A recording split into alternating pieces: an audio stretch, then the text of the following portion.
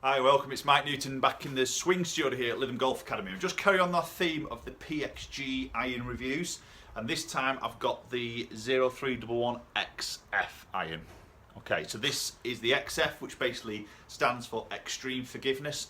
So ultimately, out of the three iron models that PXG offer, this is the sort of more game improvement, most forgiving option that they offer.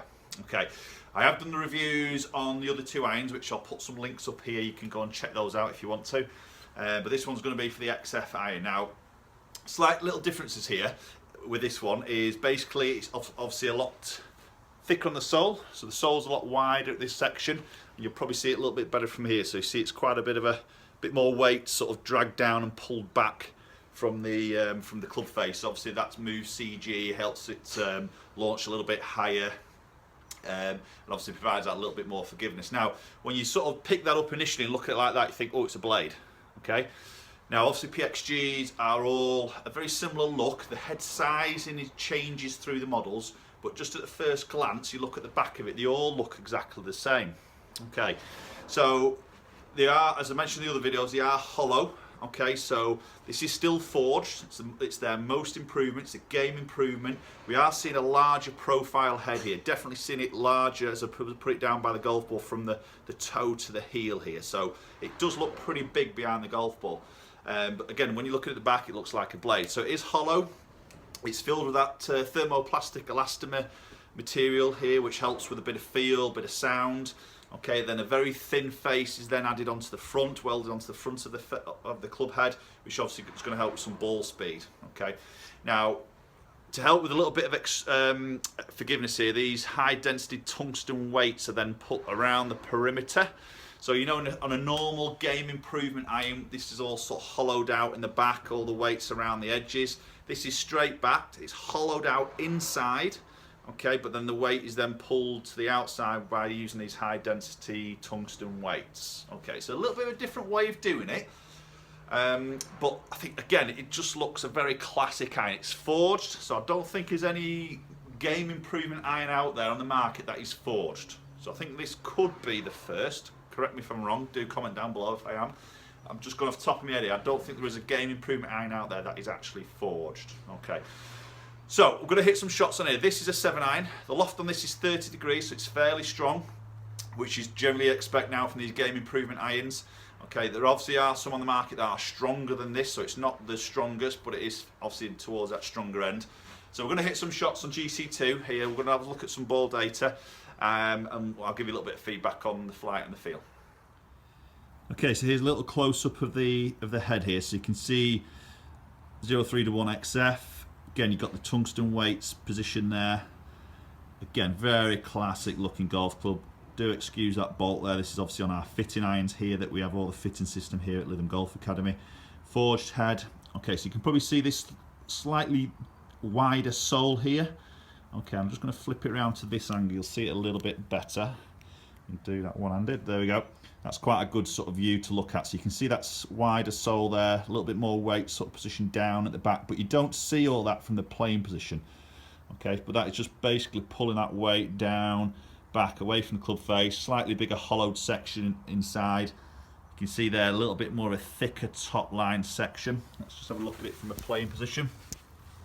I think you'll agree that it still looks quite a nice looking iron. There's a little bit more offset there, slightly thicker on that top edge, but definitely seeing a blade length from the heel to the toe that's a little bit sort of longer.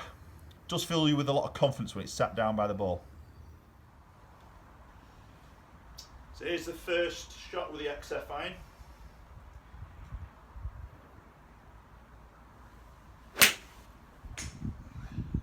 Yeah, feels good strike there, really good strike.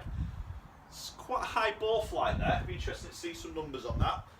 Now, the previous models I was getting somewhere around the sort of, I think the tour iron was around the sort of 170 mark, 171, 2 mark on the carry distance. Again, 7 iron. That loft was 32. The middle iron was about the sort of 176 area. Okay, that was a 31 loft. So I'm expecting this to maybe get into the 180, early 80s in terms of a carry distance. We'll have a look at that when in a minute.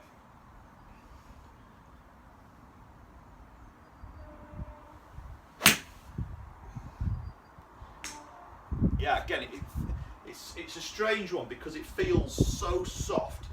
Yet I'm looking at more of a game improvement iron. The head is quite large, or a lot larger obviously than the other two.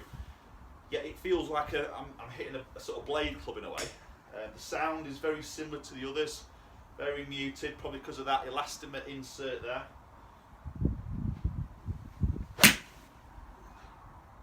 So there's the first two shots. This is the third shot I've just hit there. Again, really nice sort of flight.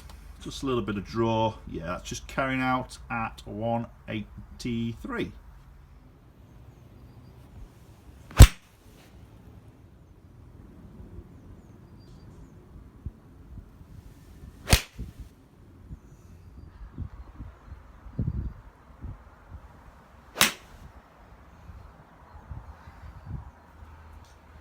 Yeah, another really good strike there.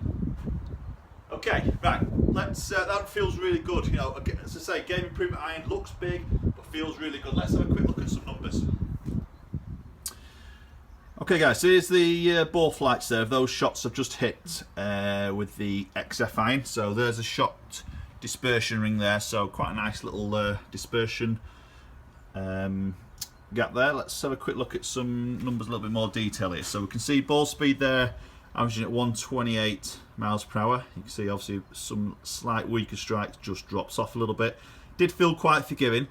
Launched out a little bit lower. Did I get one up at 18? Probably just struck that a little bit higher up in the club face there, which is probably why the ball speed just dropped off a little bit. But launching out at sort of 16 degrees, so that's definitely a little bit lower than the other two models, probably because of the loft on the golf club. Having said that, the spin is really quite good in terms of still a fairly healthy spin number. So this is sometimes what you find when you go into more game improvement irons is obviously the lofts get stronger, we all know that. Launch can sometimes get down a little bit. Ball speed really jumps up, okay, which all sounds great because it's going to hit the ball a long way. But then this spin number can drop down to sort of 4,000s, you know, low 5,000s. So what you got to think of there is when it lands into the green, what control have you got? Okay. It very much depends on the player. Some players do just want distance, which is absolutely fine. They will give them that. But this is very different iron. Again, it's a forged head. It doesn't feel like a game improvement iron when you strike it because of the material, the forge. But it does look nice and large behind the ball, which gives you a lot of confidence. Looks like there's a big hitting area there. Still quite pretty though. But I like that number. You know, it's giving me a really good spin number there. So I'm getting a bit of distance there. So I'm averaging at 180, which is where I sort of expected it. You can see peaking at 185 on the really good strikes there. Just dropping off maybe 176. So I'm getting that bit more than that middle iron that I've previously tested. So it's doing what it should be doing here. But it has got a lot of feel, and I do like that spin number.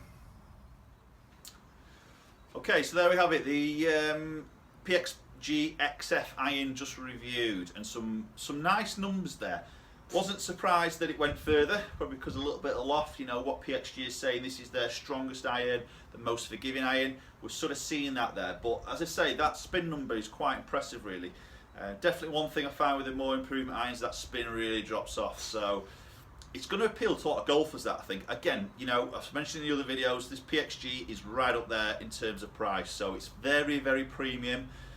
It's not within everybody's budget, I understand that, but you know, if it is, then it's definitely worth looking out for. If you want that bit of distance, that bit of you know, a bit of control as well, which I think most golfers do, but still look classic, looks quality. As I said in previous videos, it just oozes quality here, just oozes absolute class in my opinion.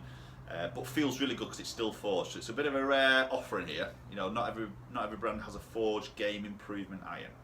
Okay, hope you enjoyed the video. I'm going to be doing some more PXG reviews. We've got all the woods here, the hybrids, the fairways, the drivers. So we're going to do some more reviews. There's quite a lot of shaft options here as well. So luckily we are an authorised PXG fitting centre here at Lytham Golf Academy. So if you do want to come and have a fitting, then obviously just get in contact with us. My contact details are below. Okay, thanks for watching. Please subscribe. I'll put a link up here somewhere, and hopefully we'll catch you up very soon.